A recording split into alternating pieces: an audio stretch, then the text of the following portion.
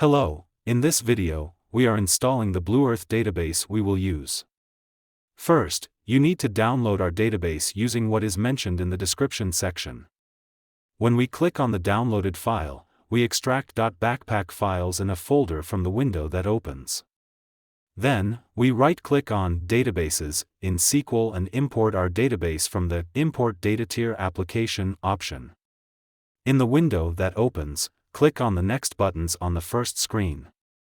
On the second screen, we select the .backpack parts using the Browse button. We also continue using the Next button and finally click the Finish button. When the import process is completed, we must make sure that all ranges have green ticks. Finally, we click on the Close button to finalize the process.